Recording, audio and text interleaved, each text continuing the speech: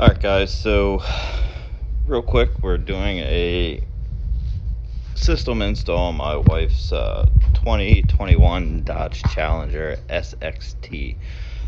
We're keeping the factory head unit, but we are installing two Blaupunk 12s and an Autotech 1200 watt amp. So at this point, where I'm actually starting the video, I already have the power wire run, the ground connected. Let's see what else. Let me flip up this panel here. I'll show you where we're at. Doing it this way, keeping the original head unit. The only difference is you're going to need an RCA converter, which they're honestly not bad. The one I got is a little different. I still have to run the speaker wires, which is what I'm in the process of doing.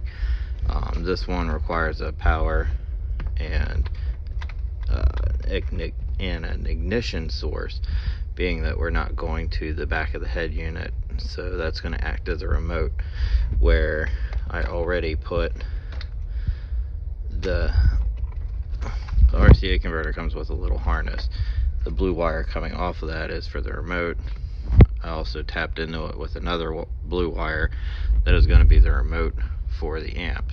So then I will get an inline fuse adapter and swap out. Basically, I'll put it in here and put another 10 in, and you don't have to strip the wire and wrap it around or cut into any other wires. It's just a clean overall install with those. Any issues I've run into so far? Not really. It's actually, with Dodge doing their batteries in the back of the vehicle, it actually makes it really easy for a system install. The hardest part is going to be the speakers, where when you get into the car, you will have your like a carpet shroud. You'll have to pop off the trees on that to access the panel. Some Dodge models, if you do the system upgrade, will come with a factory 8-inch subwoofer. That would be the spot where that will go. In the backs, it's the speaker sizes are 6.5. So basically, I am going to figure out which one has positive polarity and which one has the negative polarity, and then splice into that with other speaker wire, run it down into the RCA converter, which essentially is going to give you your RCA outputs for your amp, which is where your music's essentially going to come from. So one of the things I will use, and it makes your life a lot easier, is a 9-volt battery. It did it on my Jetta. Once you strip the wire, you'll go ahead and take it, and you'll have a positive and a negative, and you'll just put that onto the wires. If the speaker pushes outward, then whatever the polarity is you have the wires touching, that's going to be how you want to wire it in, essentially. So if I have it this way and the speaker wire here is on my negative and the one here is on my positive, and I touch it, I know that the one on the right is going to be my positive speaker wire. If the speaker pulls in, switch the battery around, because now you're pulling a negative polarity. You want all your speakers to force the sound away from the cone, not pull it back, if that makes any sense. So what I'm gonna do is get back in here, get to a point where I can pick the video back up and hopefully show you with the 9-volt, it doing the positive and the positive polarity and the negative polarity on the speakers. So then you kind of have an idea. On my Jetta install, I believe I went over that as well. So it's going to be the same concept. If you're looking for a better quality, I'm not going to be able to really show you a whole lot. It's going to take a little bit for me to be able to actually see what's going on there when I put the battery to it. And so I have a flashlight to see which way the cone on the speaker is going. Other than that, then I basically have to run those wires down and add a power, and then find my ignition source and run everything, or actually wire everything and finish connecting it, and she should be ready to go.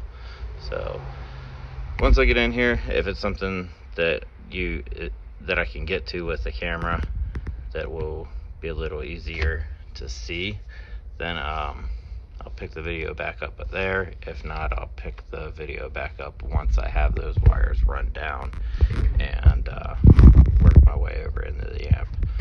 I'll show you what I did there to make it look clean. So, alright, I'm going to pause this and I will pick the video back up. Alright, so we're back. Actually, I'm all done with it. I got the box in, hooked up both sides, everything back how it was. I ended up mounting the amp on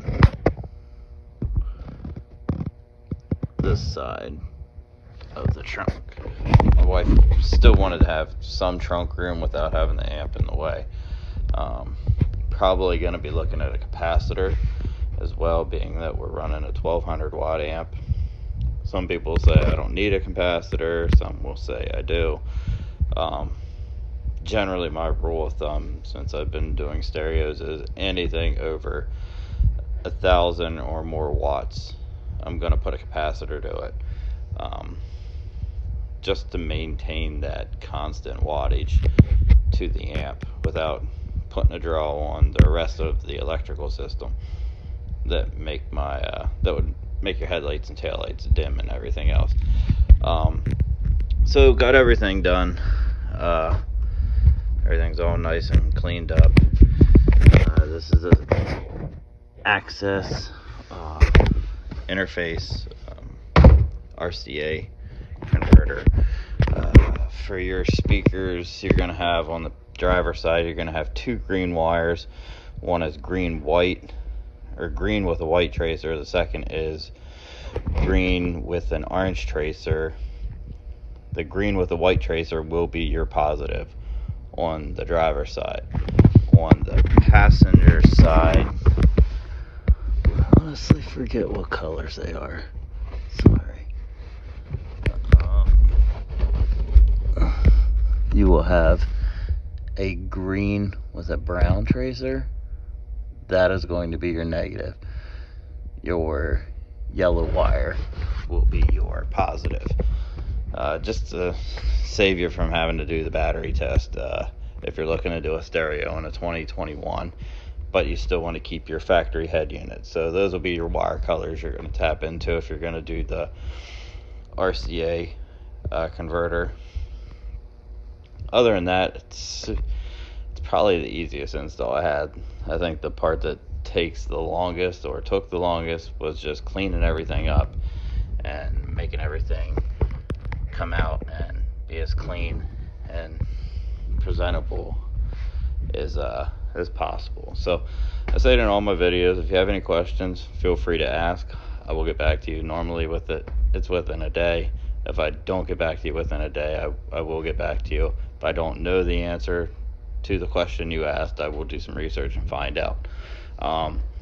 Currently, I'm still answering questions for my Jetta, but I recently traded that in and picked up a 2020 Ram. So I'm going to be doing some videos on that.